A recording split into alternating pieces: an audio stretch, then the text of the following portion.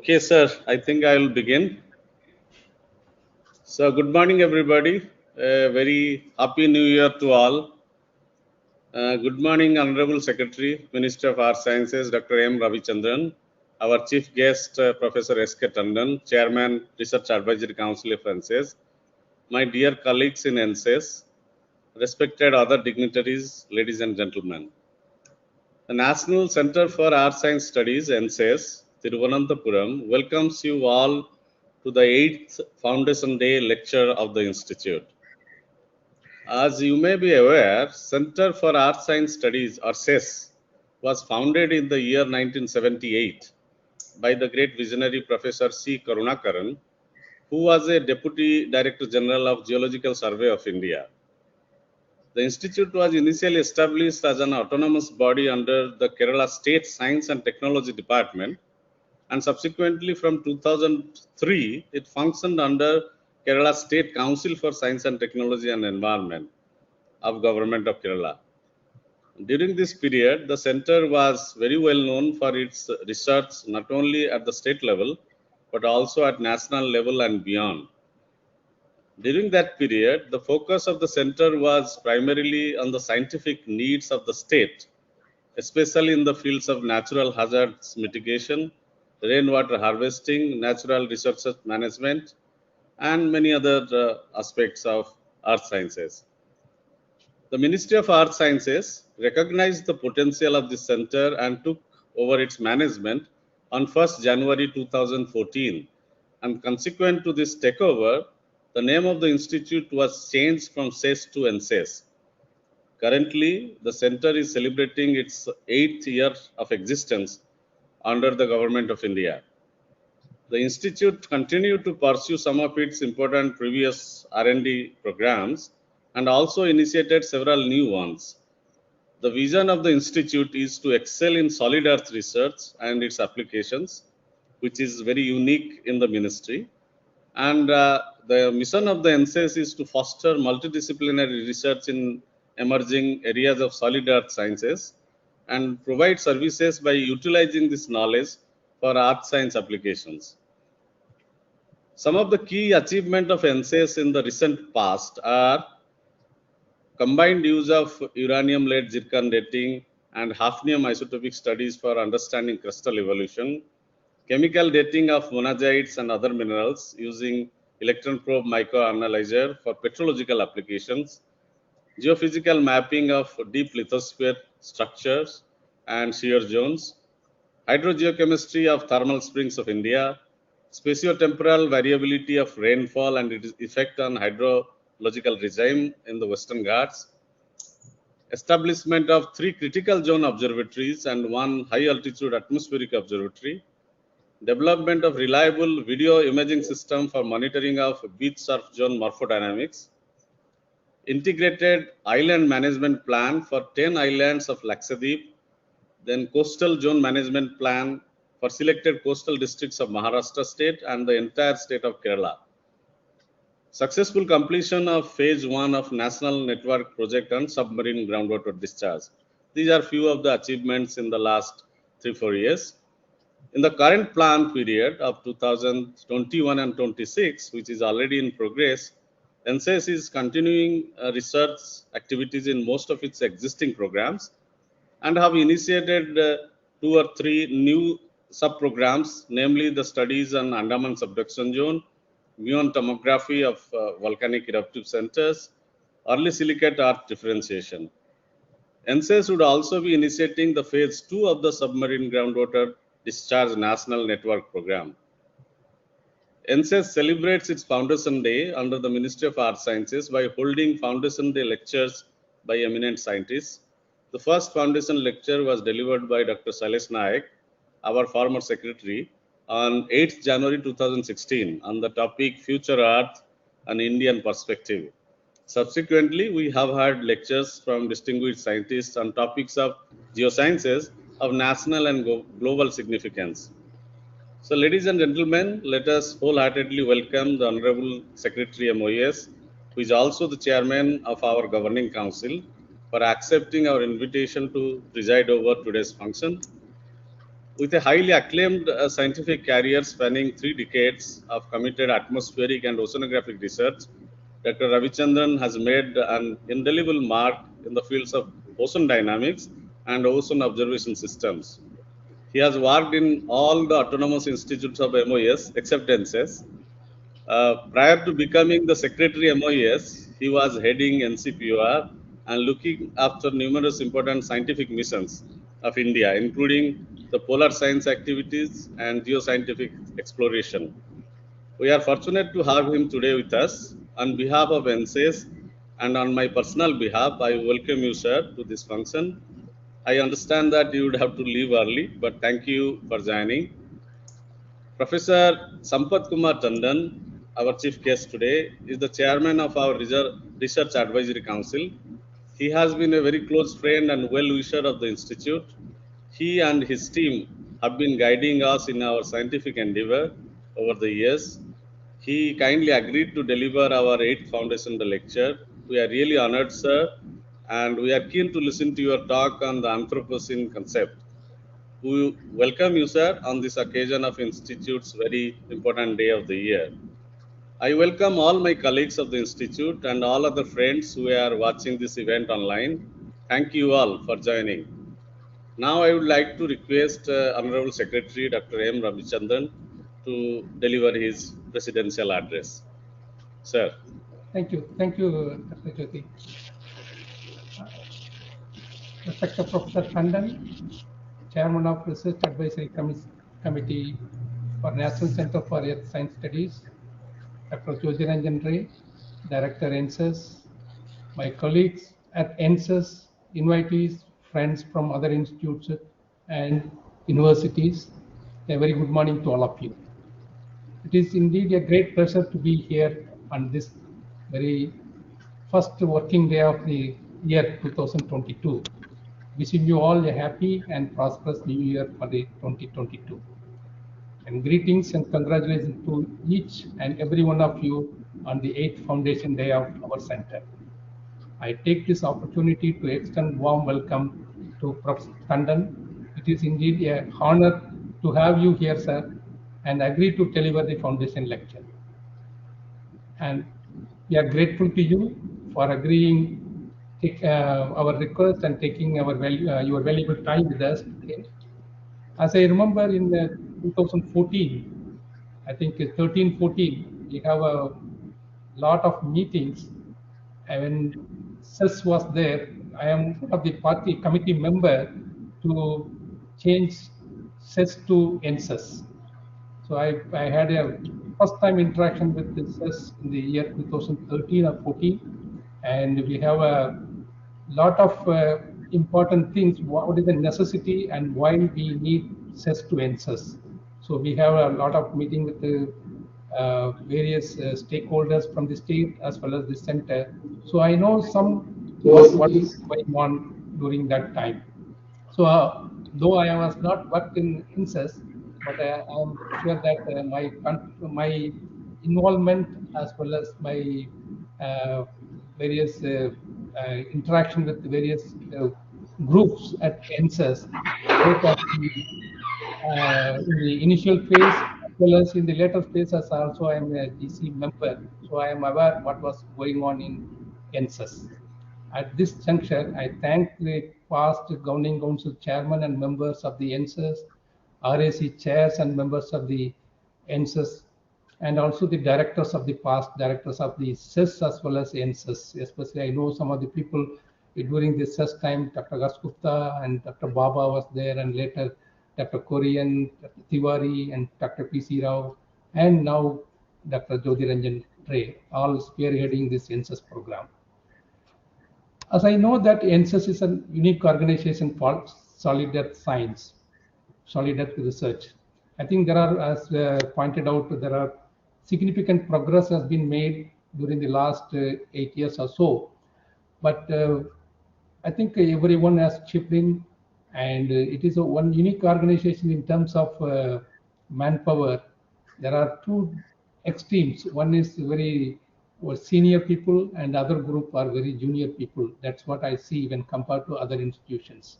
Of course, you have a mandate to do in solid earth, I think we need to have focus something on the solid earth. We need to have a focus, and also we need to have a transformative change in the coming years.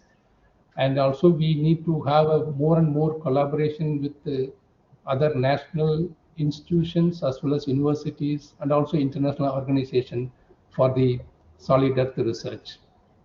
ENSES actually also need to contribute and involve the deep ocean mission. I am personally very much eager to ENSES to have a playing a pivotal role in the deep ocean mission, though officially it is not there, but I will talk to ENSES team for how they can be involved in deep ocean mission. That is one of my wish.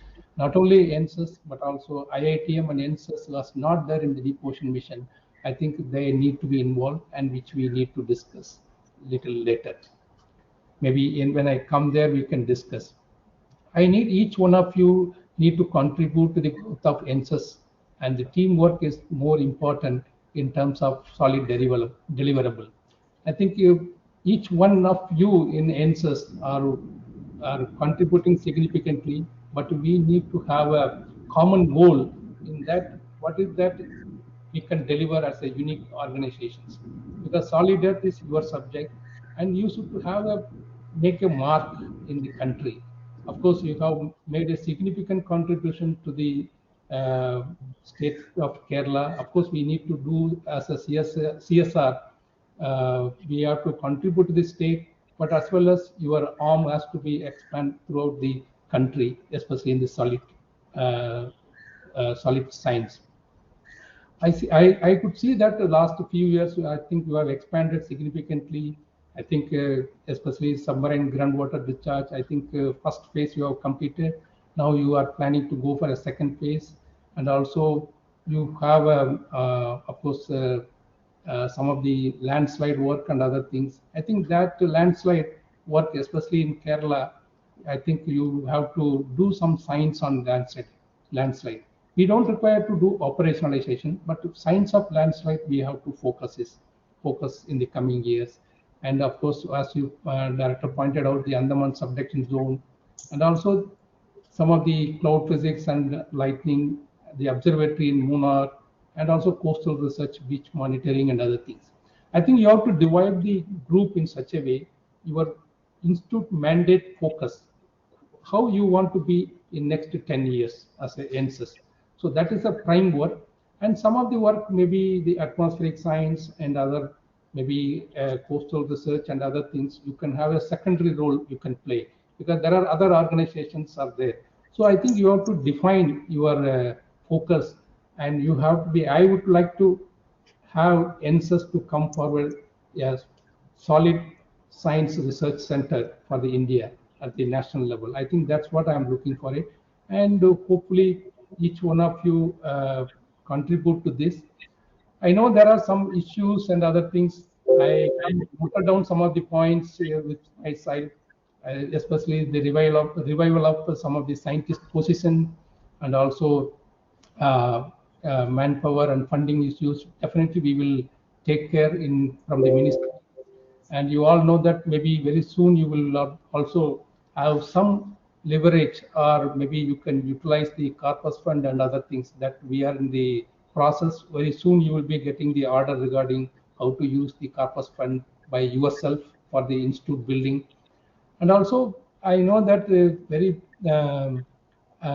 is infrastructure, especially the lab and other thing you have strengthened during last three years or so. I think now you have a sufficient facility to do research.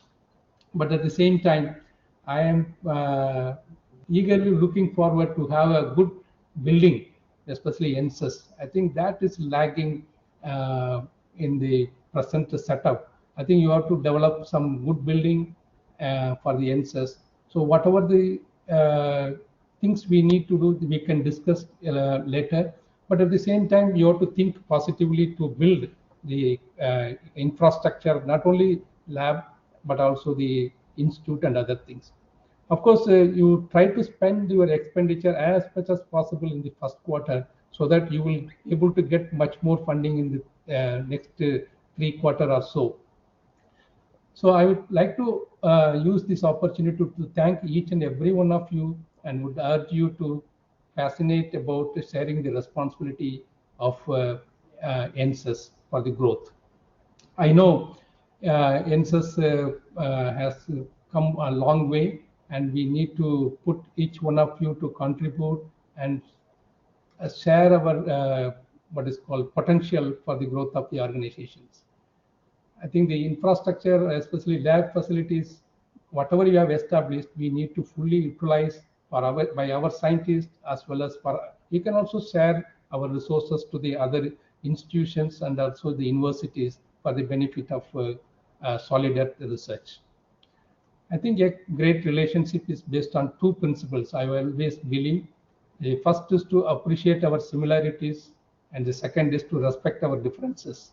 I urge all my colleagues at ENSES to put their best foot forward and take the center to much greater heights. On behalf of the ministry, I assure you for the full support for the growth of ENSES. I once again congratulate all NSS colleagues and team on this Foundation Day and welcome to all for this Foundation Day function. Thank you and good luck. And very soon I will be visiting NSS and I will try to understand various what is called work is going on, and we will try to together we will try to improve the growth of NSS. Thank you very much. Thank you. Thank you very much, sir, for your encouraging words. I'm sure we will come up with new things very soon, and we'll like to host you here. So please plan a visit so that we can actually show you what we do and what kind of activities we are currently engaged in. So now I would like to request my colleague, Dr. KJ Thompson, to introduce today's guest and the speaker of the Foundation Day, Professor S.K. Tandon. Dr. Thompson, please. Yeah, thank you, sir. Honorable Secretary, Ministry of Earth Sciences, Dr. M. Ravindran, respected Director, ENSES, group heads, and my dear colleagues in ENSES. Good morning and a happy new year to all of you. It's a great pleasure for me today to introduce our very distinguished speaker, Professor S.K. Tandon, who is going to deliver the 2022 ENSES Foundation Day lecture on the topic, the Anthropocene concept, focus on the terrestrial hydrosphere. I'm well aware that Professor Tandon doesn't need a formal introduction to the ENSES family. He is very much part of our institute as the chairman of our research advisory committee, and during the past few years, he has interacted many times with our scientists and research scholars, a role he always enjoys and shows his passion and commitment towards teaching and in mentoring young minds. However, regarding the formal nature and importance of today's function, I would like to present a very brief introduction about our speaker, who is one of the most reputed and well-known geologists in India today. Professor Sambat Kumar Tandon obtained MSc from Punjab University in 1966 and a PhD in geology from the University of Delhi in 1972. He commenced his career at IIT Delhi and then worked as a reader and professor in the Department of Geology, University of Delhi, where he also served as the Dean of Faculty of Science, Dean in International Science, and Dean of Research, and then the Pro-Vice Chancellor of the Delhi University. He carried out his postdoctoral research at the Institute of Geosciences, Shizuoka University in 1981, and the Department of Earth Sciences in the University of Cambridge in 84-85. He is also Sir J.C. Bose Chair Professor of the Department of Earth and Environmental Sciences at IISER Bhopal, and a T.N. Wadia Chair Professor at the Department of Earth Sciences at the Indian Institute of Technology, Kanpur. Professor Tandon is well known for his pioneering contributions in physical stratigraphy and sedimentology, geomorphology, and quaternary geology with emphasis on different regions of India. He initiated the application of physical dating methods such as magnetic polarity, luminescence, and fission track dating to neogene and quaternary continental sequences in parts of the Himalaya and the western part of India. And he has contributed immensely to reconstructing the late Cretaceous paleogeography of central India, which revealed the impact of Deccan volcanism on the contemporary sedimentary environments. He worked extensively on the application of calcrete and related species to further the understanding of the Phanerozoic stratigraphic sequence records in India. Professor Tandon also has made extensive studies on the responses of the late quaternary fluvial systems, shifts in monsoonal precipitation and the tectonic geomorphology in different parts of the Himalayas. All his studies have been detailed in several peer-reviewed articles which are being read and cited extensively. He has also edited several books and thematic journal issues and has been in the editorial board of Current Science. Professor Tandon is an elected fellow of all the three major Indian academies, such as the Indian Academy of Sciences, Indian National Science Academy, and the National Academy of Sciences of India, as well as the World Academy of Sciences. He has been a member of many important national bodies, academic bodies, such as the DST and the UGC. And he has also chaired the Research Advisory Committee of Wadi Institute of Himalayan Geology, BSIP Lucknow, and also member of the Indian Statistical Institute Research Advisory Committee. Professor Tandon also has held the offices of the Secretary and Vice President of the Geological Society of India and President of the Indian Association of Sedimentologists, and also has been elected member of IUGS Executive Committee during 2010 to 2014. He was awarded with ESSO-NCESS medal in 1974, Christian Gold Medal Award in 1985, Shantisarup Bhatnagar Prize in Earth Sciences in 1988, and he was knighted by the government of France with the Chevalier title for his outstanding contributions he has made in Indian Earth Science in 2009.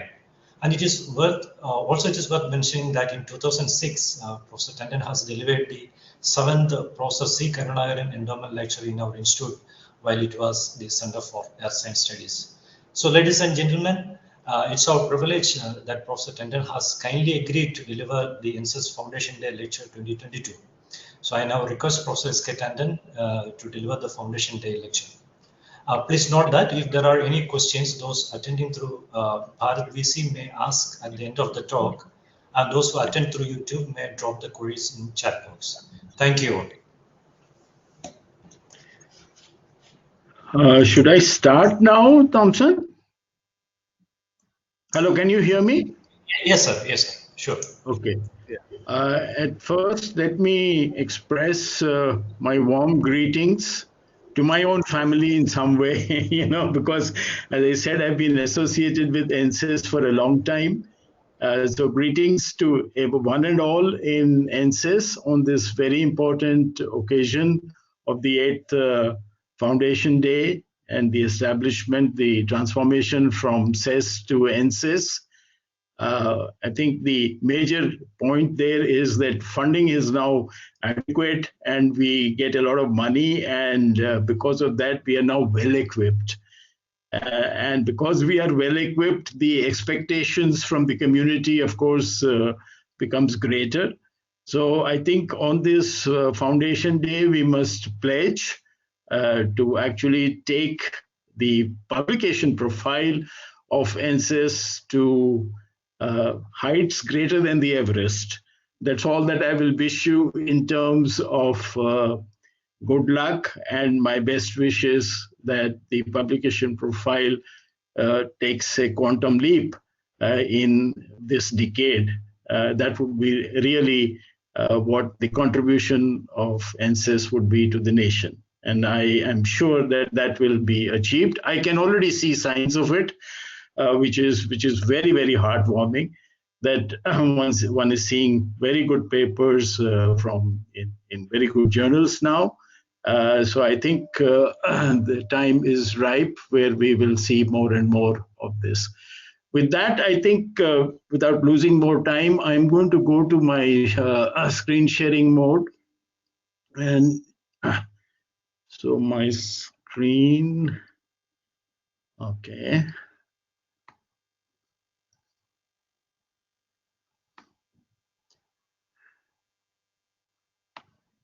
Oh, no, no. Yeah, okay. That should not be there.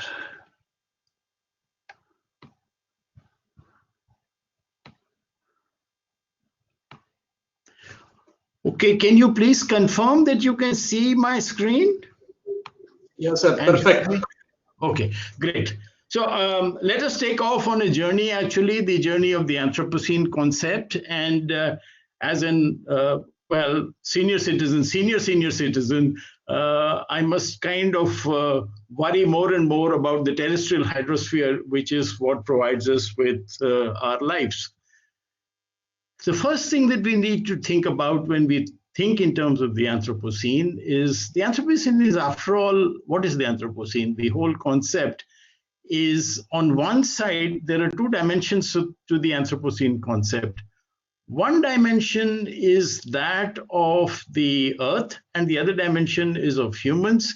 And it is the kind of complexity that has arisen in terms of the kind of total magnitude of energy that humans are kind of playing around with the Earth, the amount of energy by way of mining machinery, by way of urbanization, by way of channelizing rivers, wind, whatever. So on one side, the left-hand panel tries to kind of visualize the Earth in its natural state. And the surface of the Earth ultimately is a product of the interaction between tectonics.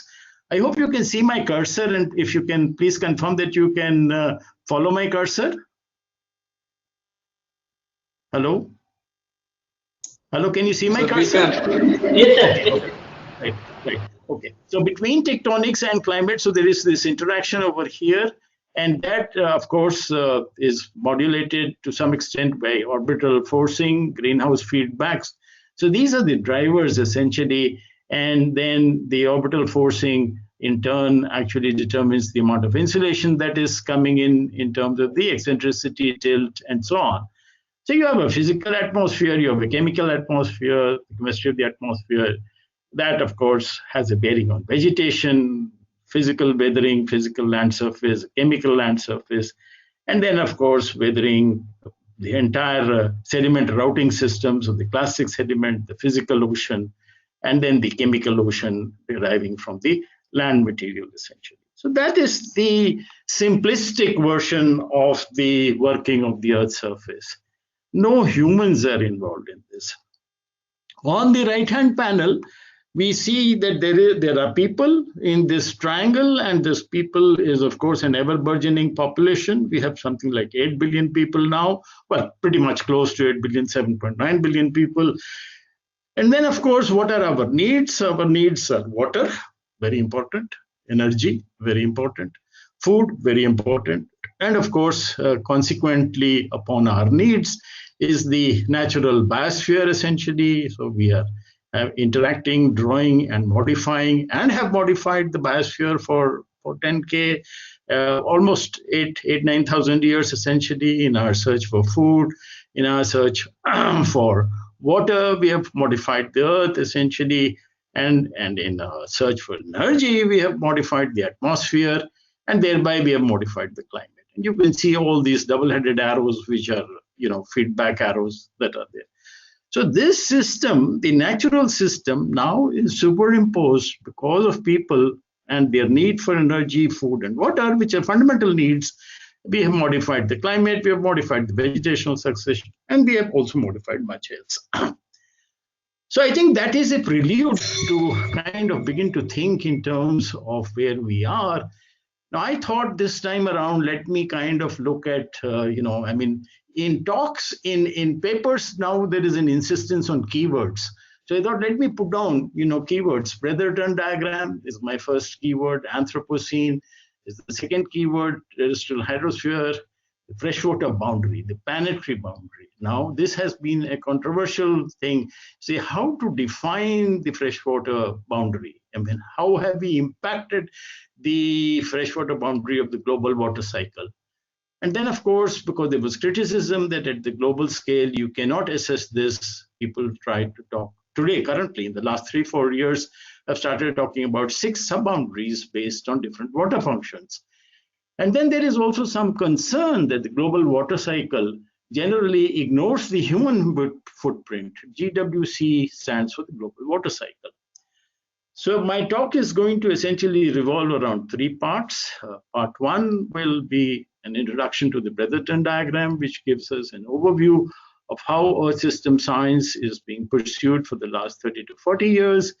And that is really at the root of the Earth system science. And Earth system science, in some way, is at the root of the Anthropocene concept. And there can be no Anthropocene concept unless we compare it with a background state. What is that background state? It is the Holocene. The Holocene is now already divided, actually, right, into Greenlandian, North Caribbean, and the Meghalayan, actually, right? And then, of course, we have what has happened is the kind of technology or technological era post-Second World War, 1950 onwards, which is now being labeled as the Great Acceleration. And because of the Great Acceleration and the highly consumptive nature of our entire society or civilization, the idea of planetary boundaries and whether we're going to cross certain planetary boundaries. And so that idea has been there for about 10, 15 years now. Now, rather than examining all of the planetary boundaries, which would be far beyond the scope of this talk, I will focus just on the terrestrial hydrosphere.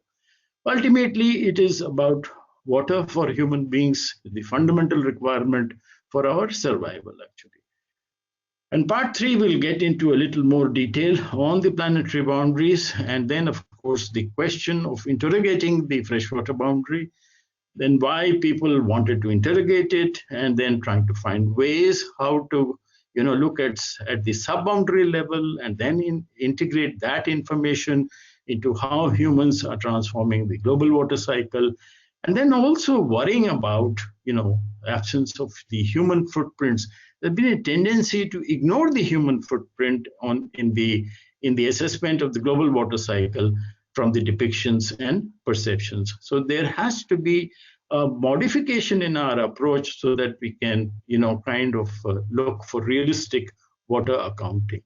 And that takes me, of course, to one final idea of how do we look at safe Anthropocene or the good Anthropocene, and what would be the future if we take the path of the bad Anthropocene. I spoke to you about the Brotherton diagram. The Brotherton diagram, Brotherton is a professor at Madison in Wisconsin, and he was charged, I think, by the NSF in the 80s to kind of come up with how to integrate and look at fluxes and movement and transfer of material in various Earth subsystems, ocean to land to atmosphere and so on. And the report has, was submitted. It's called the Overview of Earth System Science in 1988. And that report had a diagram, actually. And that diagram has come to be called the Brotherton diagram. Now, the important thing in the Brotherton diagram is that it is essentially showing us the way in which different biogeochemical cycles and the hydrological cycle work on the surface of the Earth. So the external forcing functions are there, the physical climate system is there, the biogeochemical systems are there. So many of you are familiar with all of this, but what was emphasized and is continuing to be emphasized and has taken the kind of new avatar of the Anthropocene concept is the human activities. So you can see now my cursor moving on this ellipse over here, and how in 1988 this diagram was showing us about how greenhouse gases were impacted. All the pink color, the land use, essentially the greenhouse gases, how the water was changing, and of course much else has changed and much else is changing. But the essence of land use and water use and the GHG chemistry was demonstrated or shown or integrated in this diagram way back. Now, that was at the root of the Anthropocene concept. And the Anthropocene concept, as we have seen by now, is the human disturbance of Earth's surface systems. There are two pictures here. One, many of you are familiar with the journal GSA Today, the Geological Society of America's journal. And it asked the question, I think this was the issue many years ago in 2008. Are we now living in the Anthropocene, right? And so I'll tell you a little bit of history about why the Anthropocene became what actually. And then, of course, later, you can see that even in the year 2011, The Economist is not a non-geological journal, a non-earth science journal, and that also carried a front page picture which said, "Welcome to the Anthropocene." So the Anthropocene has actually overstepped the boundaries of earth and environmental sciences and is now in multiple spheres of activity: politics, governance, earth system modeling, socio-hydrology, whatever, Anthropocene is all over the place. So who made it? I mean, the concept itself is not new. It can go back to, if one really wants to trace the history, one can go back 150 years. But it was in the year 2000, there was an IGBP meeting taking place, scientific committee meeting, which was taking place in a city in Mexico. And there was some talk going on, and the Nobel laureate, Paul Crutzen, was present there, and he said, and they were talking about the Holocene, and he was getting very fidgety, and he said, "Stop using the word Holocene. We are not in the Holocene anymore. We are in the," he was looking for a word, and then he said, "in the Anthropocene," actually. So it was quiet in the room for a while after that. And then I will also read out, he died actually, unfortunately, just about a year ago, February 2021. His sudden realization, this is from a tribute to him after his death, his sudden realization that humanity had very recently stumbled into a new geological epoch of its own making, the Anthropocene, created reverberations that continue to shake not only the world of science, but that of all of scholarship, now spilling into political and economic thought, right? So even the international politics has also been impacted by the idea of Anthropocene. Just to show you I borrowed this graph from a paper that appeared in the Annual Reviews of Earth and Planetary Sciences. The number of publications about, almost, they're showing from 2002, well below 50 actually. For many years, actually, it was like that. And then you can see that, around 2010 or so, following the special issue of the Philosophical Transactions of the Royal Society, there was a leap, right? Just like the carbon dioxide jump is there. And in fact, there were 3 journals, actually, the Anthropocene Review, and Elementa, which came into existence in the year 2014. So you can see the rapidity with which the growth of this is taking place. And today, where you were almost at the baseline in 10 years ago, you are now, I think this number was for 2016, actually, where we are at 450. I couldn't lay my hands on anything which is more recent, but surely it's gone into 1,000 or something of that kind per annum. So you can see the growing importance of the subject. And as I said earlier on, that we cannot think of an Anthropocene without the Holocene. After all, the comparison you're making is with the Holocene, essentially. So we must know a little bit about the Holocene before we proceed further. And in our progression further, I'll show you that, the Holocene goes up to 11,700 years, essentially. And that is a climatic boundary largely determined from the EGP. There is the Holocene climatic optimum, 5 to 9 kiloyears, and this part now is called the, what is it? It's the Greenlandian, and this is called the North Grippian, and then, of course, 4.2 dry event, and then we get into the Meghalaya, which has been kind of defined from the cave in Meghalaya. The Roman warm period, the MCA, or the medieval climate anomaly, and the Little Ice Age. And then, of course, we have to begin to think in terms of where the Anthropocene boundary is there. For hardcore geologists who are worried about the IUGS International ICS chronostratigraphic chart, this is an important question. Many think that the using Anthropocene as a time term in the ICS chronostratigraphic chart is not a good idea at all. So there is opposition to it. People are not willing to accept it as an epoch because you cannot define the lower boundary. It's not a global synchronous boundary. It is diachronous, and there are complications. There is no it is still going on if it is an event. So there are arguments here, but we will not get into that. I would rather sidestep the kind of hardcore chronostratigraphic thing for for Anthropocene. So what is it that we have to really worry about? And in my perception, I think we should really look at the landmark developments. That what have humans done actually in the last 300 years? For reference, I have put the calendar, the Holocene climate scale on the right panel. But here you can see that no one species dominated production and consumption in the biosphere. This was the situation certainly in the pre-Quaternary times. It was the situation even until 10,000 years ago. So anatomically, modern humans, we can say about 200,000 years ago. Culturally, modern humans, 65,000 years or so. Domestication of plants and animals, 14,000. Anthrop subsuming natural landscapes, whereby we have actually altered the forest successions and the vegetation successions into different land use, particularly agriculture dominant, starts around 10 kilo years. Beginning of urbanization, 8 kilo years. Mechanized farming, 1700. Industrial scale use of fossil fuels, 1709. Gregor Mendel and genetics, 1856. Concentration of humans in huge cities. Haber-Bosch process, nitrogen fixation, 1909. Green Revolution, 1950s. And human population exceeds 7 billion people.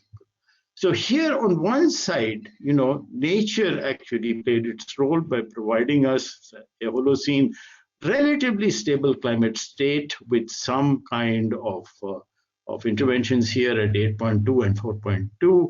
And then in the last 300 years, the genius of humans actually was at operation. And then we went through all these landmark developments, and in which, of course, we are kind of I'm hesitant to use the word, but overpopulated, right? We have now kind of, if you look at the population charts, an exponential growth is taking place. We're getting to 8 billion. And by mid-century level, we will be at more than 9 billion. Now, because of this population, you can see there is a series of graphs. I'm not expecting you to read them. All that you have to see that each one of these graphs has an inflection point.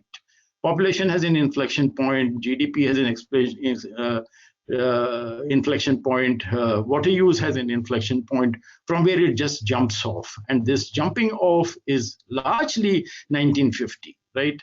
So some authors are very keen that we should, and this is what is called the Great Acceleration, and some authors are very keen that the base of the Anthropocene should be placed at about 1950, because almost anything that you see is having an inflection point and a change in rate at about 1950. This is again an important paper which Savitsky and many others wrote last year, essentially. And this is taking the same idea forward, where you have the Holocene state, and from the Holocene state you look at about this square over here, and again you can see the increase, racing towards 8 billion people, the global energy consumption again stepping up again, and then against the global productivity or the GDP also going up and up and up. So 1950 is this level, and the baseline level of 1850 is the circle. The little circle over there, where my cursor is, the little circle over there, and the little circle over there, the little open circle, and the open square is this. So essentially the idea is that there is a very good correlation between the global human population, energy consumption, and productivity during the Holocene and Anthropocene epochs. So the idea of the Anthropocene essentially is the Earth is moving out of its current geological epoch, the Holocene, and is entering a different state because of the kind of way in which humans have expended energy or interacted in terms of energy systems with the Earth. And that these energy systems are equaling the natural energy systems in terms of material and energy flows. Humanity is largely responsible for this exit. Humanity has become a global geological force. Humanity has become, in addition to the natural geological forces since the 1950s, and we must adapt our worldviews accordingly. Now, if you look at one of the things that is important is the issue of what we call the glacial interglacial limit cycles. You see these graphs over here. These graphs are essentially about carbon dioxide. And you will notice that if you look at the limit cycle during the glacial interglacial, the maximum variation is from 180 ppmv to 280 ppmv, right? Now, today, if you look at the CO2 in the atmosphere, it is 420 ppmv, well beyond this. So even if you even go back 800,000 years, you always remained beneath 300 ppmv, right? So therefore, and after 1950, of course, we have the killing curve, and the killing curve has shown, from about a value of 350 ppmv or so, 355 ppmv in 1956, we are now at 420 ppmv. And that has, of course, led to the temperature change. You can see in the left-hand panel from cold to hot. And then you see this business of the Earth over here, which has now crossed the glacial interglacial limit cycle. And the idea is that if we go on further, and this is what IPCC, Glasgow, or Rio de Janeiro, or Tokyo, or the entire IPCC now, of course, it's the 6th IPCC.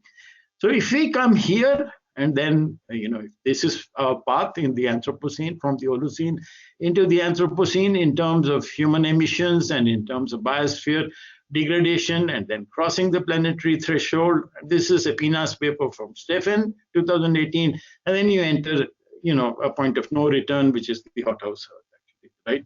So the whole idea of, forgetting about consumptive societies across the world and now trying to keep the Earth in this state, essentially, right? So that we don't jump into this basinal attractor over here and get cooked and fried the human population.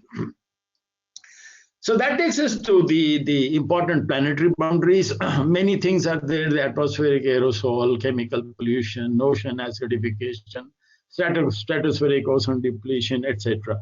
But I will kind of, I put some arrows here. So the red arrow here is the climate change. So this is something which impacts the terrestrial hydrosphere. And then, of course, the global freshwater use, which is another planetary boundary that we have to keep track of.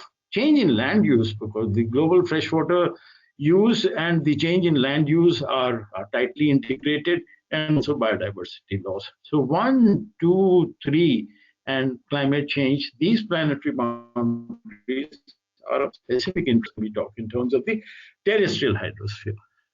Now, the human influence has warmed the climate at a rate that is unprecedented in at least the last 2,000 years. This is what IPCC tells us. I'm not going to really dwell upon this. We know that the change is of the order of about 1.1, 1.2 degrees now by 2020, and warming is unprecedented if you make the comparison with the late Holocene part or with the Meghalayan part. Recent changes in the climate, these are IPCC slides. Recent changes in the climate are widespread, rapid, and intensifying, and unprecedented in thousands of years. Now, from here onwards, I think part 1 is over. I've tried to kind of build your imagination around the Anthropocene dynamics as it has happened in the last, 20 years, ever since Paul Crutzen popularized the term. Now, let us again look at the Brotherton diagram. And in the Brotherton diagram, we're talking in terms of the natural biogeochemical and biogeophysical cycles, land use, climate change, and hydrological cycle. But I would want to now actually crack up the terrestrial hydrosphere from there. In the terrestrial hydrosphere, you have many components: the ice sheets and glaciers, the non-renewable groundwater, renewable groundwater, permafrost, fresh lakes, saline lakes, soil moisture, wetlands, atmosphere over the ocean, reservoirs, atmosphere over the land, seasonal snowpack, and reverse biological water.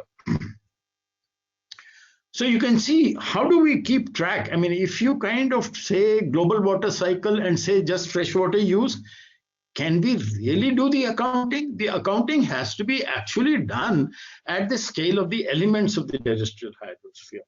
So therefore, we have to kind of begin to worry what is happening. And today we can see that when you start looking at regional scale issues, what is being manifested is, I mean, we can see India, for instance, there are a large number of extreme events in the Anthropocene. And speaking to an audience in Kerala, how can I miss on this one here, which is very nicely put, God's own country, they added DR and ED, God's drowned country.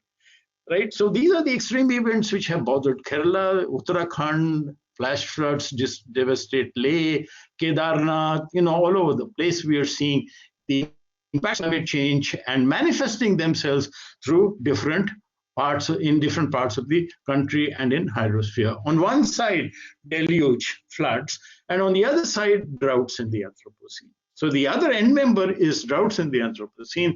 So we can see here, you have anthropogenic climate change. Anthropogenic climate change results in climate variability. The dark brown color over here is emphasizing the human activities, the interaction between the human activities and the hydroclimatic ones. The hydroclimate is this color over here where my cursor is, the lighter color. So climate variability impacted by anthropogenic climate change gets to meteorological drought, then to soil moisture drought because of land use change, irrigation, and then, of course, hydrological drought because of water abstraction. And all of that, then, of course, the consequences are on the ecological impacts, which again further exacerbates the climate variability and also impacts the responses, again, more human activities. So the entire climate variability is a disturbed system. How disturbed, how linear, how non-linear are questions really, I mean, at the global scale, it becomes more and more difficult to look at this because these are all issues of crossover of scales. I mean, after all, a drought does not impact the whole world. The drought impacts a certain region, essentially. So how does that get connected with the global water cycle are important questions which need addressal. I'll now come to India's specific situations, and I'll try and give some examples on the India specific situations. And one of the things which has fascinated me all my life is both river deposits of the past, through the Neogene, through the Quaternary, through the late Quaternary, and also those which are active river systems, essentially. So some of the most important rivers are shown over here. Some of them, as you know, are monsoon and glacier fed. Those from the Himalaya, the others which drain towards the east coast of India are largely monsoon fed. And then, of course, we have some short rivers along the Western Ghats region. But remember now, today, one of the areas which humans have populated, essentially, and a very large amount of the human population, maybe about 40% of the human population, dwells in the fluvial system, in different fluvial systems of the globe, essentially. So today we talk in terms of a fluvial anthroposphere, where we are using the fluvial system from hydropower. We have engineered the system. We have caused multiple changes in terms of the magnitude of floods and the area of inundation. We have altered the biosphere, the biodiversity loss is there, and we are all familiar with water issues of conflicts, then of course crossings, urbanization, the urban jungle and the river interaction, different land use, and then of course pollution. So the fluvial anthroposphere is something that we need to worry about most in India, because this is where we get all of our water from. One of my friends, a very close friend actually, Martin Gibling, wrote a long paper in the journal Quaternaria, and here he has tracked the history of the use of rivers by humans. You can see that, this is about 7 billion years where it starts, which is the first hominins. It has nothing to do with really the subject that we're talking about. But even 30,000 years ago, there were minimal river effects, actually. So it's only really let's start from about 15,000 years, the terminal part of the late Pleistocene, where we have minor river effects. But the main story starts in the early Holocene, onset of the domestication of animals, onset of agriculture. And then the agricultural era. The real story essentially starts from about 8,000 years or so. And he's kind of compiled these a lot of data from what kind of irrigation canals, irrigation systems, what kind of agricultural crops, the use of fire, and so on. So this is where it starts from, about 8,000 years. So there are five. He divides this into 6 units: minimal river effects, minor river effects, agricultural era, so the important one starting from here, irrigation era over here, and of course in this will also appear somewhere here, the cities of the Indus civilization, where we have water supplies proper with canals and so on, major river engineering, and then of course the Roman dams, the smaller dams, the engineering era, and then finally, of course, with the Industrial Revolution in the last 150 years or so, the big dam era. So rivers have to be resilient. If we have to live and continue to draw from rivers, the one thing that we have to pay attention to is rivers. If we do not pay attention to our rivers, I think our own security is threatened. And here, I mean, we have to worry about rivers and climate change, rivers and damming, rivers and sediment mining, groundwater extraction. Then we have to look at the interaction between the river and the sea in terms of greenhouse gases, sea level rise, the land use change in the river valleys, the habitat fragmentation. We have to look at the pollution. We have to look at the introduction of, particularly in India, with respect to the interlinking of rivers. We have to look at the non-native species. And we have also got to look at all this issue of water abstraction, diversions, and very large-scale engineering interventions in terms of interlinking across the country. And you can see that, here I will show you, I mean, I'll not go into the details, but this diagram is trying to show you how resilient a river is. And this axis over here is about change, climate change actually, right? And in climate change, how and when extreme events will actually impact the river's resilience actually. But if you bring down the river's resilience, by a stressor E1 and another stressor E2, I mean, E1 could be damming, E2 could be sediment mining, essentially. So you're actually bringing down the resilience. So even a lower level extreme event will begin to impact the river, actually, right? And cause change, which is detrimental, actually, to society. So I think these are issues which have to be addressed at the local scale, and it's just not about continual use of the rivers without trying to understand the ongoing shifts that are taking place in the river dynamics through climate change.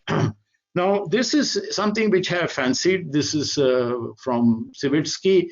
There's a little animation. So I will just press this, and you can see that the year is changing from 1837, and dams since 1800s, and this is about the US it's about the globe actually, how dams have been increasing from 1900, 15, 18, 21, etc., etc. And look at the density of dams in the last, globally, how we have been actually, look at India, for instance. Look at India.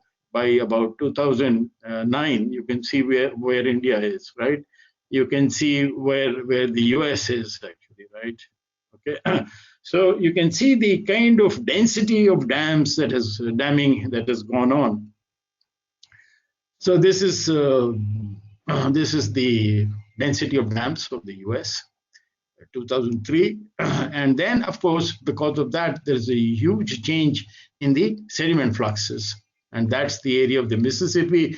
And you can see what is happening to the Mississippi in terms of the river and in terms of the multiplicity of numerous reservoirs that have come up because of human intervention. So that's the kind of engineering, the scale of engineering that has happened. So if that be the situation, of course, this is a review article and people are worried about it. This also appeared as late as 2019, essentially. So rivers, as we have seen, support civilizations. They currently support about 2.7 billion people. And they are, they are essentially lie at the root of our economy. I mean, India, for instance, is monsoons and rivers. So what are the stressors? Large-scale damming, as we have seen just now, hydrological change, climate change-induced changes, chemical pollution, the introduction of non-native species, mining. And in many cases, we are looking at possible irreversible transformations. So I think there is a need now to look at least all of our major catchments and river basins and have a sustainable management policy and look at what the environmental laws should be actually. So here it is a paper in which the stressors have been shown and the status of the different stressors have been shown, and you can see India is also one of the regions, particularly most of this region over here is shown under stress.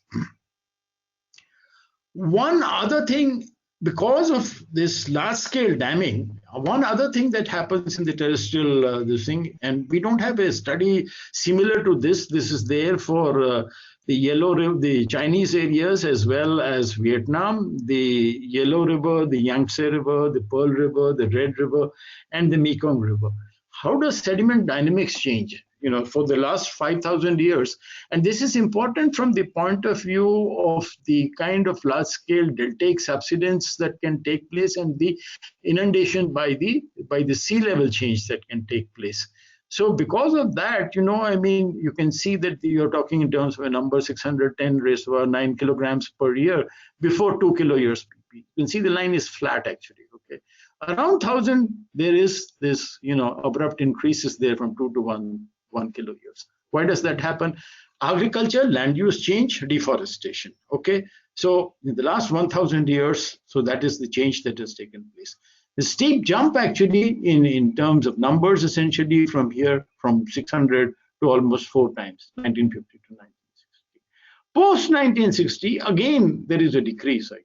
Abrupt decrease 1960 to present, and it's trying to come back to the levels that were there before the deforestation. What we did via deforestation, we increased it, brought it down, humans essentially, collectively, and this is shown for these rivers. Now this data is important. Why is this data important?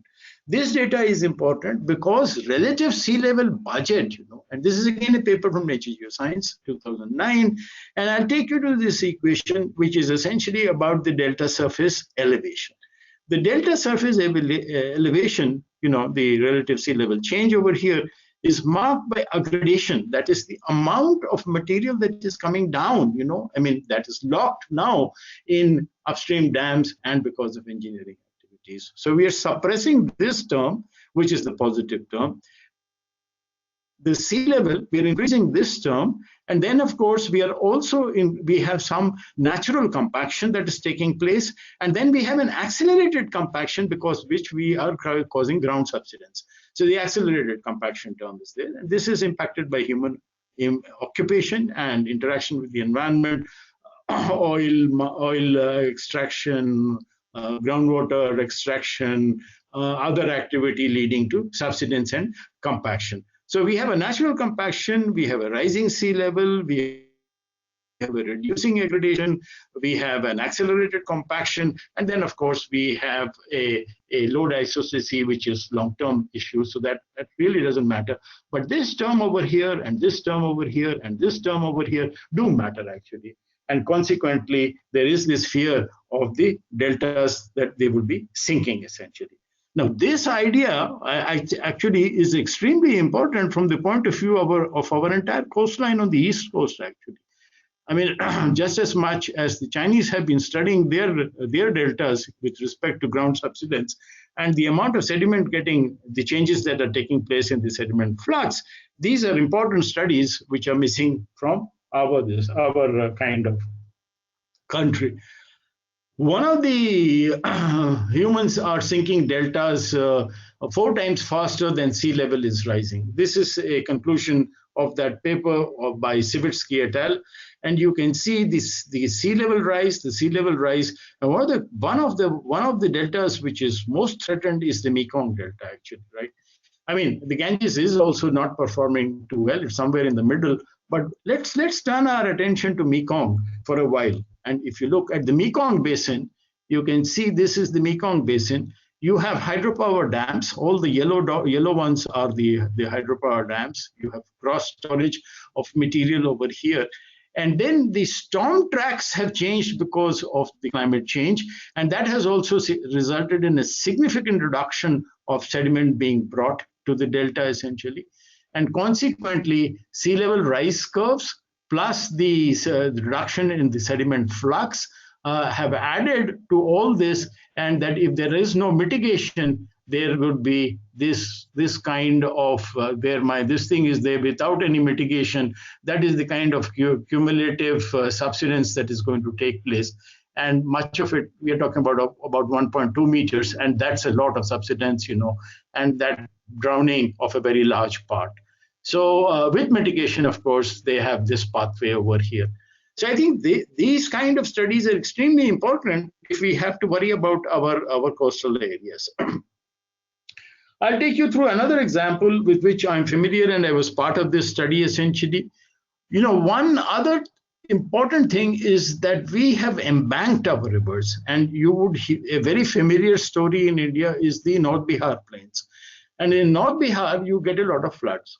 And I'm going to talk now for the next few minutes on an Anthropocene incident in the Kosi Fan in North Bihar, which is the August 2008. 18th of August 2008 was a black day in the history of Bihar and our country, because lakhs of people got dislodged from their homes, and this is what happened. So let me take you through this study. I was at IIT Kanpur at that time, and then we planned this study where we tried to look and see if there is in any way we can kind of think in terms of what kind of flood risk management can be done. So the story is as follows. So you have many fans or mega fans in the coming out, and this is the Kosi mega fan, which is very famous. It is in hyper-evulsive system, and it's been mapped very well from 1731 till 1963. These are the kind of channels. The westward shift is shown actually, and so about more than 100 kilometers of shift naturally happens in the last 200 years. So what they did in 1955-56 was that the channel, to stabilize the channel, there was a western afflux bund that was made and an eastern afflux bund which was made essentially. And these two bunds actually run for, I can't remember the exact figure, but more than 100 kilometers essentially.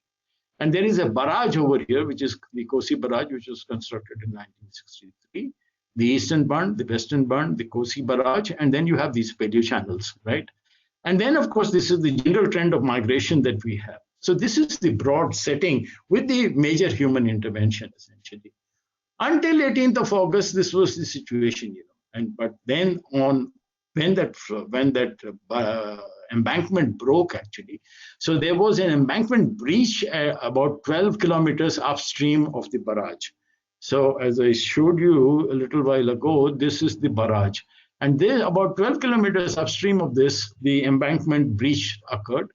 And this embankment breach, ultimately, in 3 days, it became 1.5 kilometers long, 1,500 meters long breach that developed over a few days and resulted in a sheet of water 15 to 20 kilometers wide and 150 kilometers long, velocity 1 meter per second.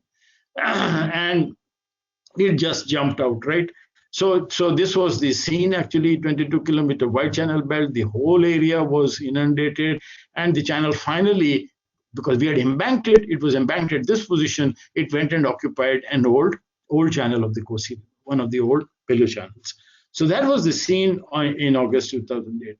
So the river used to flow over here. There was a breach at Kosaha over here, and then all the river became dry further downstream, and the water took a new pathway through Sitapur, Madhupani, etc., which were all populated areas, Birpur, etc. So the damage was extensive, actually, and people were completely dislodged from their homes. Water was completely all over the place. Tractors were thrown all around. Fury of water was there. We had gone for field work there.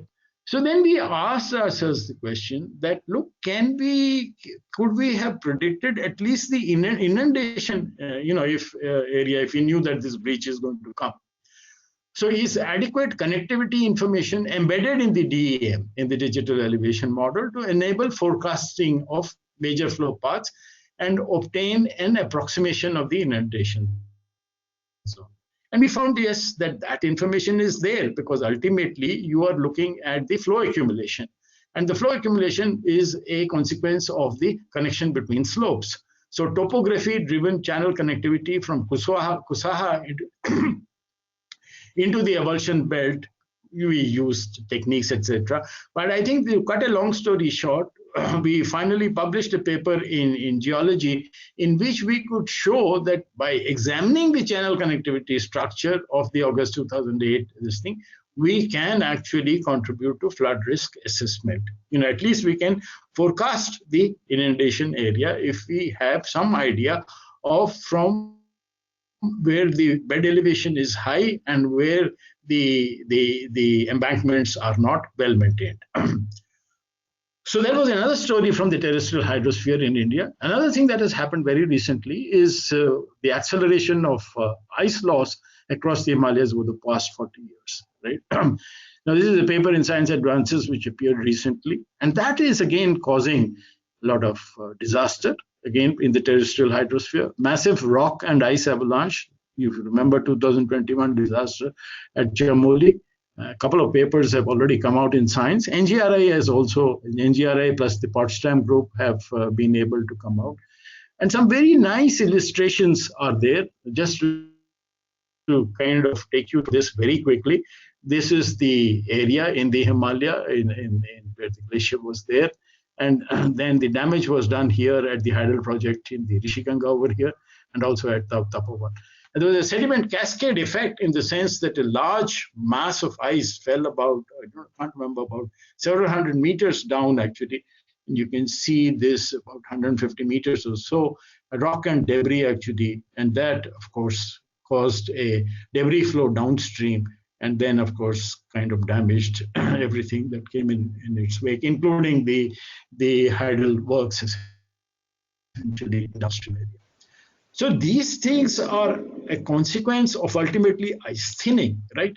So ultimately, if we are not able to map these the kind of progressive changes that are happening in the glaciers and in the damage that will happen to the terrestrial, the engineering interventions in the terrestrial hydrosphere are going to increase. So this is another area which calls for very close monitoring. So what I've done is I've given you some examples of deltas, of dams, of embankments, and I've given you an example of the cryosphere and the river interaction and the damage that happened to the recently in February of last year. So that brings me now to the third part of the talk, which is about carrying capacity and limits to growth. How do we, because we went from the global to the regional and local, and now I'm trying to come back to the global essentially. So there is something called a safe operating space for humanity, and we've already looked at the idea of planetary boundaries, and this has been very well encapsulated in 3 books, example. And I have picked up the covers of the books. Big World, Small Planet by Rockstrom, is The Planet Full by Ian Goldin. And again, Breaking Boundaries, The Science of Our Planet by Rockstrom and Gaffney. Incidentally, this is also a documentary movie on Netflix. So I would encourage many of you to look at this essentially. And then one of the questions is that, if you're looking at the global water cycle, how do you look at the water cycle modifications at the global scale and think in terms of our system resilience in the Anthropocene? So this was in a commissioned manuscript for Water Resources Research, in which I think a lot of big wigs are there. the big luminaries are all there actually. So we have seen so far that we can, the main things is land conversion or land use, climate change, and water use. In water use, let me quickly introduce here 3 terms that are used: the green water, the blue water, and the gray water. The gray water, of course, is that which is the polluted water and the water that we utilize for diluting the pollution, essentially. The blue water is the transport function of water. And here, of course, again, in water use, we're talking in terms of the soil moisture, atmospheric water, and so on. Now, in the global water crisis, 1.8 million deaths from water pollution, 4 billion live with severe water scarcity, 80% live in high water risk areas. Agricultural regions depend on failing non-renewable groundwater. 70% of rivers, lakes, So the list can go on, essentially: groundwater depletion, pollution, unreliable precipitation, and so on. So we will not go into that. But remember, there are three things essentially: land use, climate change, and water use. And these are acting in tandem, right? Now, this is also a Nature Geoscience Abbott paper of 2019, and they've kind of tried to show the various kinds of things that are happening at the regional scale and how to integrate from the regional scale to the global scale. So I won't go into the details of that. So can you look at the water boundary? In the beginning, I showed you a diagram where we have just one water boundary, the freshwater, and it's still in the safe operating space. But now it is believed, more recently, in the last 4 or 5 years, that unless we look at these in terms of and create water sub-boundaries, we will not be able to really get a good idea of what is happening to the global water cycle. These sub-boundaries are one, surface water, groundwater, frozen water, and atmospheric water and soil moisture. So there are 3 + 2, 5 over here, but in the table there are 6, right? Soil moisture, surface water, groundwater, and frozen water stay where they are. However, we have the atmospheric water, which is partly has been divided into 2 actually here in the table. One is the hydroclimatic function, and the other is the hydroecological function. So we have to begin to try and look at boundaries for each one of these essentially, and that is where the sub-boundary concept has come. That you can't leave it as one integrated thing over here. It will not help, because we'll not really be able to understand, because there are a lot of complex interactions between these 6 groups. And if drawing from there, water can be visualized as a control variable, as a source of resilience. Water can be visualized as a state variable, as a victim of change.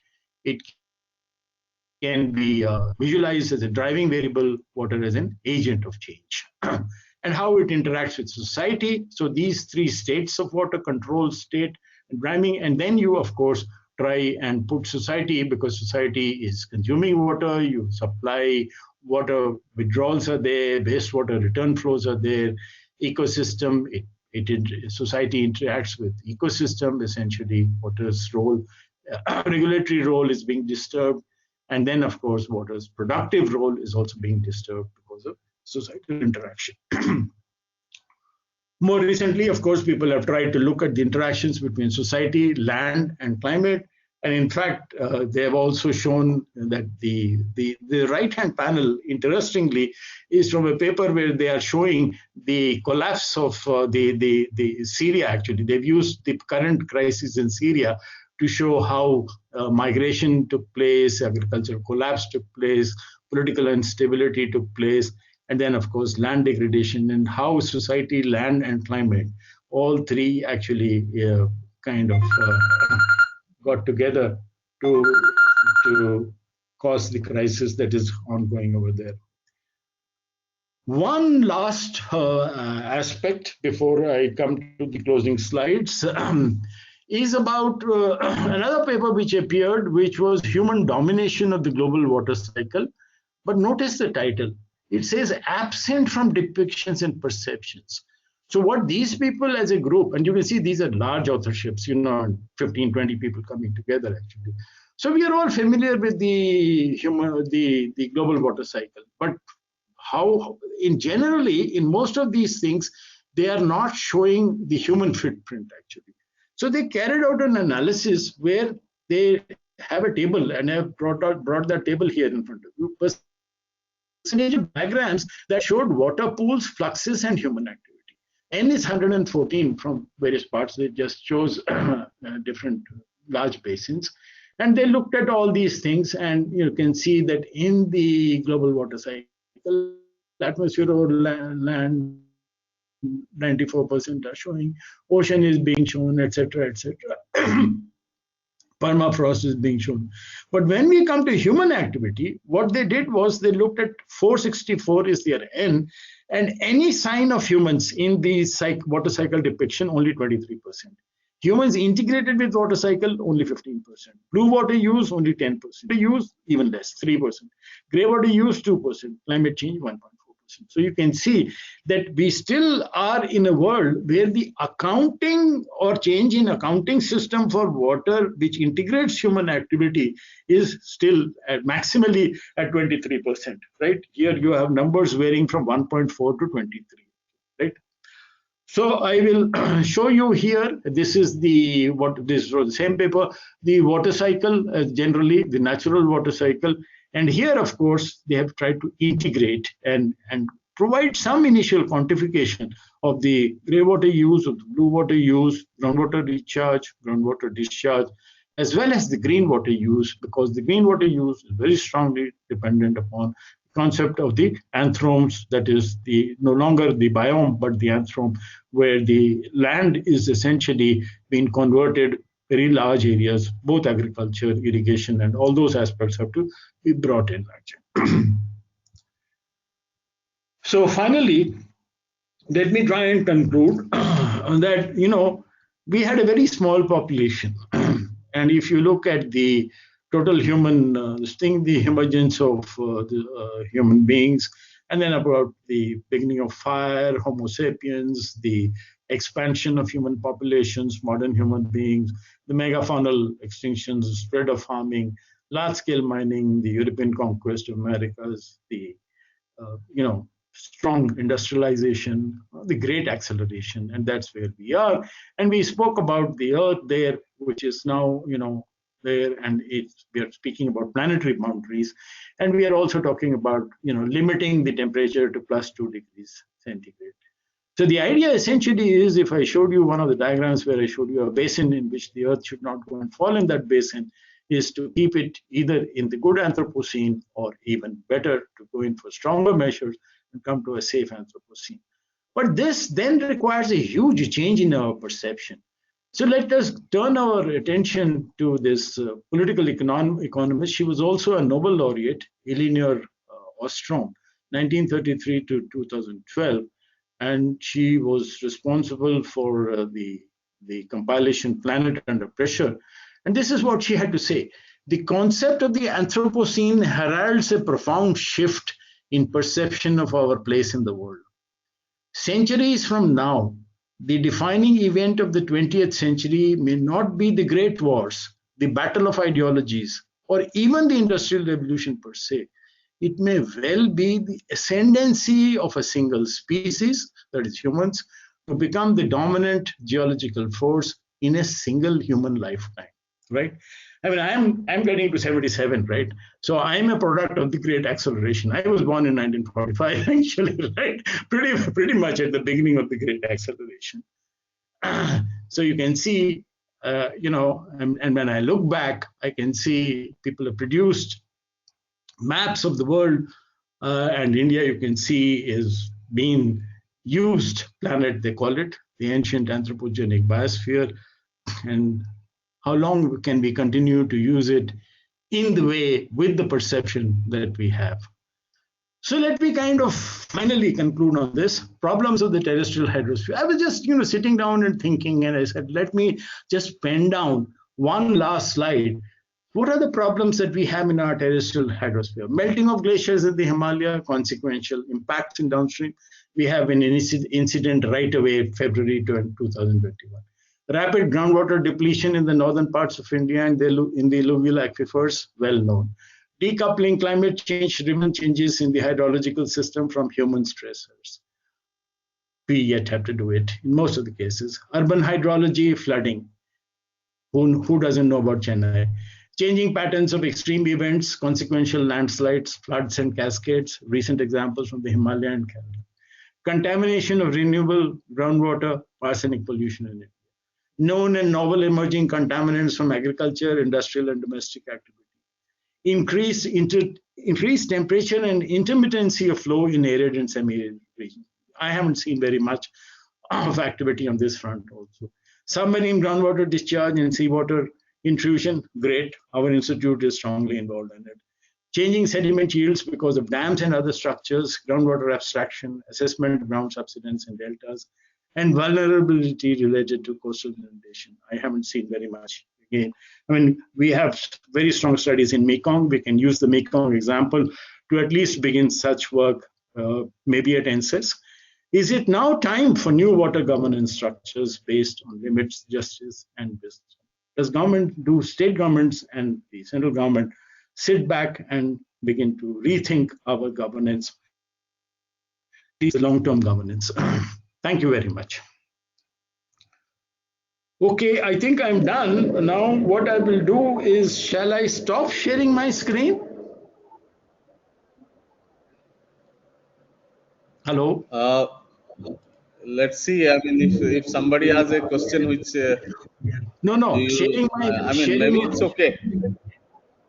I keep the screen on, then I will not be Yeah, able to you see can anything stop else. sharing. Huh? Yeah, I will stop sharing. Yeah, you can stop. Yeah. Okay. So I've done that. Now I can come back to this. Okay. Yeah, fine. I'm there now. No, you are still sharing the screen, I think. Am I? So what do I do now? I just closed my presentation. Oh, stop sharing. Okay. Yeah, stop. Yeah. So, Thompson?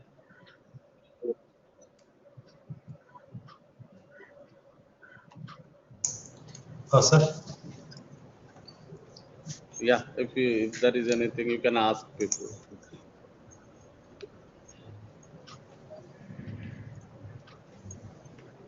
Sir, actually, one small query. You have compiled the interests of different specialists like hydrologists, sociologists, agriculture experts, and the quaternary geologists and things like that. So, from different points, it is clubbed to the Anthropocene or the human impact. Suppose in the past we had several LGM, arid climate, without considering this. Hello, I'm having a problem. I'm not. I have lost your voice. Yeah, Hello? Can you hear me, sir? Yeah, I can hear you now.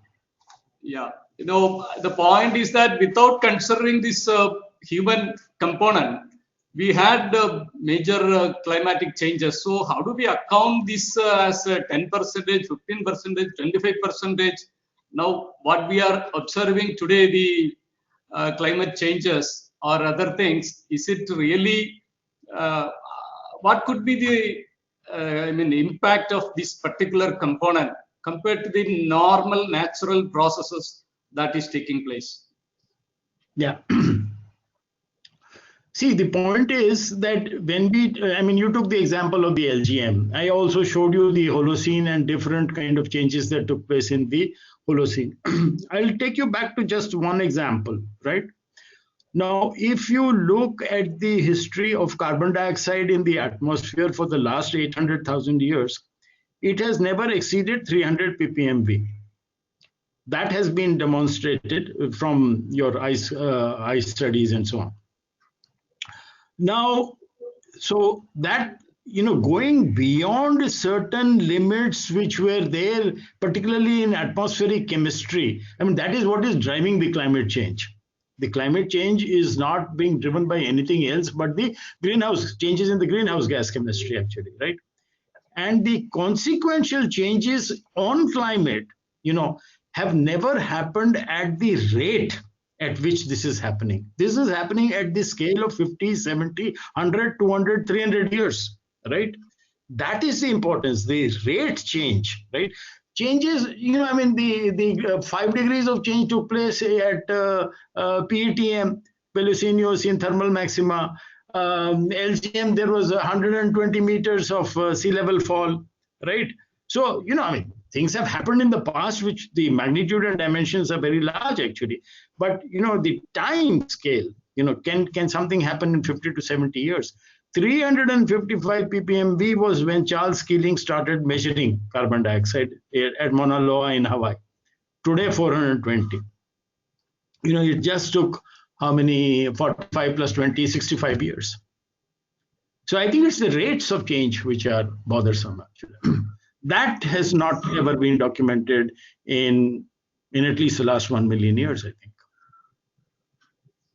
Yeah, I mean, the past, just on clarification, just the past documents we are actually trying to capture from the ice cores and the different sedimentation methods. And the current ones actually we are observing, and our knowledge base is very large, and we are able to document it. And there is the minor developments that took place in the past might not have been recorded properly, or we cannot retrieve those databases. I mean, just for information, I'm trying to understand it. No, I think I will still stay on that one example of carbon dioxide, actually, right? If you look at the trace gas chemistry from the ice core record, essentially, you will find that kind of change. I mean, the stability of the Holocene, or for that matter, for the last 800,000 years, has come. Why do we call them the glacial interglacial limit cycles? We call them the glacial interglacial limit cycles because the variability has been understood 180 to 280 ppm, right? So 300 ppmb was never crossed, actually. When did we begin to cross? Till 1200 AD also, if you look at the ice, you still have 280 ppmb, okay? When did it begin to? Around 1610 or so, you have what is known as the Orbis spike. That spike is one of the things which is kind of being captured in terms of greenhouse gas chemistry. And that is why some people argue that the base of the Anthropocene should be placed at the Orbis spike, 400 years ago.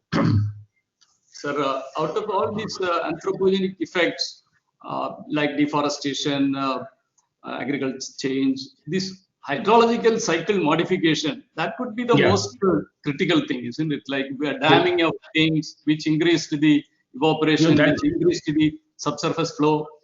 I can't agree more with you than that, because that is why I said focus on terrestrial hydrosphere. If you ask me to invest or put all my money on the terrestrial hydrosphere, that's where I'll put all my money. All right. It is our life. That's how I started the lecture, because if you disturb that cycle and do not understand how you're disturbing it, linearities and non-linearities in it, then I mean, we are playing with our own lives. That's right. Thank you very much, sir.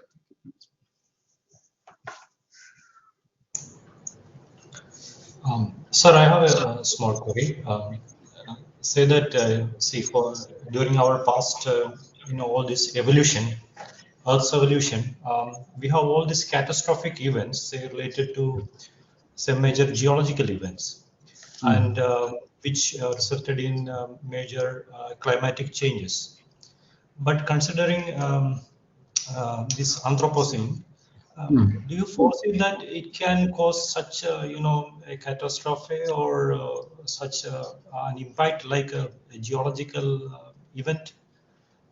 Should we give that importance to this Anthropocene? That's what I have asked. Yes, you've raised an important point, Thompson. I have also worked on the Cretaceous Tertiary boundary. So as soon as you said accidents, I immediately went to my mind went back to the Yucatan and Mexico and the asteroidal impact of a 10-kilometer body with the Earth, actually. So when a 10-kilometer body hits the Earth, actually, that is more or less instantaneous, right? And the consequences of that hit, actually, is I mean, it will happen essentially over a period of few months or something, right? So there was an environmental crisis, and that environmental crisis, of course, it is very difficult to work out the resolution in terms of geological time, right? Because your time is dependent upon radiometric dating, and radiometric dating willy-nilly will have, at 66 million years, it will have 5,000, 10,000 years of error in it, actually, right? So there will be an error bar. And now you can't make a direct one-to-one comparison. But on the other hand, here you are seeing changes in the climate system. The climate is one essential driver of change in the terrestrial hydrosphere. And you cannot, and the land use is also another indicator. Land use, water use, and climate change. The three together form a holy trinity to kind of, change things the way it is happening. And there is this beautiful paper with Sibitsky and others have written, and you must see this, it's 2020, where they are trying to make a calculation of nature's forces, right? What is they have provided numbers essentially. And then the idea essentially in the Anthropocene is that the kind of energy expenditure that humans made on the Earth system was much smaller in earlier times. Today, that kind of energy, the amount of sediment that nature moved in 1 year, now humans are moving at the same scale. So nature and humans are becoming independent two agencies equaling one another. And that problem is are humans overwhelming the natural forces by virtue of the total expenditure of energy, material and energy flow. That is where the Anthropocene concept comes in, right? And people do believe that that is what is happening today. Okay, so thank you. Sir, there is a question from Professor Rajiv Sinha. So he was watching on the YouTube. So I have, so he asks, in view of human-induced changes in water and sediment flux in the rivers, what are your thoughts on the current river management strategies, particularly in the context of Indian rivers? Yeah, I raised this issue. You see, one of the most important things, as I pointed out, and I told you where we have our missing things. One very important missing link is the kind of sediment fluxes. You see that term A aggradation, right? We have very little information on A aggradation in that term of that where we have compaction, accelerated compaction. Aggradation is the only positive term. Everything else we are subtracting. So delta subsidence and inundation of our coastlines is an aspect which has not yet been kind of worked for any one river system in India. And I gave the example of Mekong, where this work has been going on actually, right? And of course others, Pearl River and so on. Some beautiful papers are there. But I don't know why in India we could not do this. That's one thing that I pointed out in any case.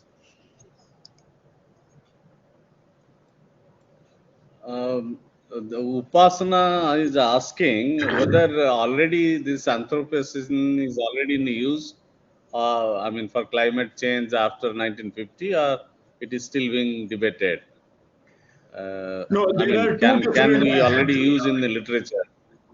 No, Anthropocene, as I said, has 3 journals by now. 2014, we had a journal called Anthropocene, the Anthropocene Review, second journal, Elementa, third journal.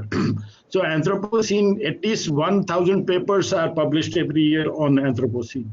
So Anthropocene is a huge literature. One would go mad. And these papers which I have shown you also, most of them are in Nature, Nature Geoscience, Science Advances, and PNAS. So these are not, kind of, or in Anthropocene, the Anthropocene Review and Elementa. But now let me caution you, the International Commission on Stratigraphy has set up an Anthropocene working group. And that Anthropocene working group is still trying to make the case for actually defining the type sections and also the kind of parameters to define the lower boundary of it. But there is a school of thought which is now emerging who say that Phil Gibbard and others who are saying that no, this does not merit the place of an epoch. It has to be only an event. And if it is recognized as an event, then it is fine. But we are unhappy with the idea of this being an epoch. Because to make it an epoch, you must have good, solid criteria for a lower boundary. You have to show the Holocene to Anthropocene transition as a physical, chemical, biological boundary, just like you show the Cretaceous Tertiary boundary or the Ordovician Silurian boundary. Okay. Krishnan was saying that the human influence on different elements of the water cycle is already assessed in the IPCC. It says in the report Working Group 1. So I think you showed some of it, isn't it? No, that I had pointed out to a certain extent, but this whole idea of sub-boundaries, where you are looking at the influence of atmosphere as a hydroclimatic, atmospheric water as hydroclimatic regulatory thing, hydroecological, frozen water, subsurface water, etc. That accounting is nowhere. It's not in the IPCC. Okay. Sir, I have a question. I understood that CO2 is actually is a minor component compared to the water cycle, because after all, it is a water cycle that controls most of the climate. CO2 is a kind of a piggyback. I mean, that is what I understood. So, won't it be a prudent idea to actually understand the water cycle, because the changes we may see, it may not be directly correlatable to CO2 increase. There may be some intermediate things which are happening, because things are not immediate, right? So maybe there are bigger changes in water cycle which we don't understand. See, the water cycle again, once you begin to think in terms, even to look at soil evaporation, etc., is a problem. I mean, it's only recently now that people are trying to adopt remote sensing and machine learning approaches to figure out soil moisture, evapotranspiration, etc. Otherwise, these numbers around them carry very large uncertainties. So yes, you are right in a way, because the OH ion also results in warming. Okay, but the triggering thing, I mean, ultimately the triggering thing seems to be the carbon dioxide, the fossil fuel economy, the carbon dioxide, and then ultimately the hydroxyl OH, the H2O in the atmosphere is a consequence of CO2, right? And then that warming, and then of course you have this whole issue of disturbing the hydrological cycle. I think the important thing is how much have we disturbed the global water cycle, what component of it, to what extent, right? And that has to be broken up into these sub-boundaries. And once you understand it at the sub-boundaries, then you have to reintegrate it into the GWC. That exercise is being done. Is only the thought behind that has only started in the last 3 years or 4 years. I see papers only from 2019 onwards. Yeah. Okay, sir. Are there any more questions? If not, we'll close the session.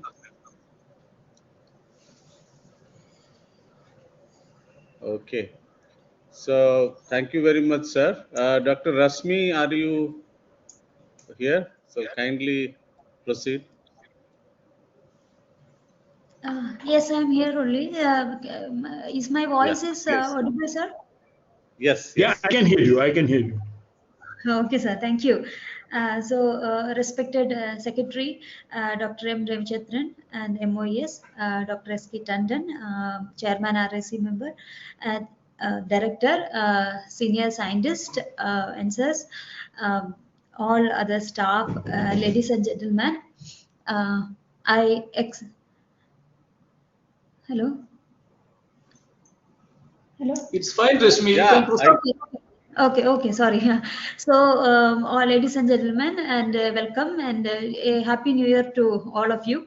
And it's my privilege to express vote of thanks on the occasion of 8th annual day function of NCESS 2022. So, on behalf of Director NCESS and the NCESS fraternity, I express sincere thanks for joining the function through online. Then, on behalf of NCESS, I extend a really hearty vote of thanks to Dr. M. Ravichandran, Honorable Secretary, Ministry of Earth Science, Government of India, for accepting the invitation and delivering the presidential address on the occasion of Annual Day function and gracing the occasion with his thoughtful words. We really looking forward him to meet at ENSESS through personally for further interactions. Thank you very much, sir, for extending or gracing the occasion. On behalf of ENSESS, I also extend my sincere gratitude and vote of thanks to our Professor S.K. Tandon, Chairman RAC, who spared the time and given a wonderful lecture on the day of Annual Day function and gracing the occasion. The lectures were made a few, touched the very important points and very relevant points of today's scientific community.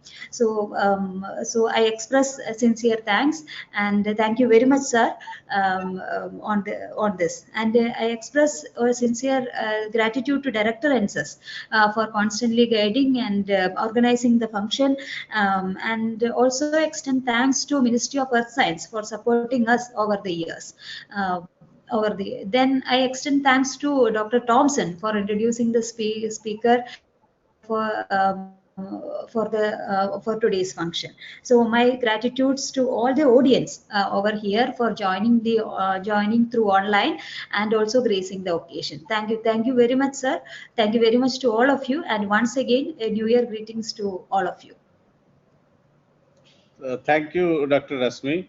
Sir, Professor Tandon, as a token of love and gratitude from the Institute, we'll send you this small memento. It's a dancer, Kathakali dancer. So this will be sent to you by post. And thank you very much for joining. So, sir, you are muted. I said that gift is absolutely lovely. You know, I mean, it really shows Kerala in its colorful form. Yes, this is Bhima. Yeah. It's a new thing I saw, so our people have chosen this. Thank you very much again. So I thank again our secretary, Dr. Ravichandran, and all the members of ENSESS and other guests who are attending through YouTube. So thank you for gracious presence and for this listening all through this talk. So thank you everybody, and we hope to meet in person sometime in near future. So with that note, let us close this event. Thank you very much, everybody. Thank you. Thank you all. Thank you.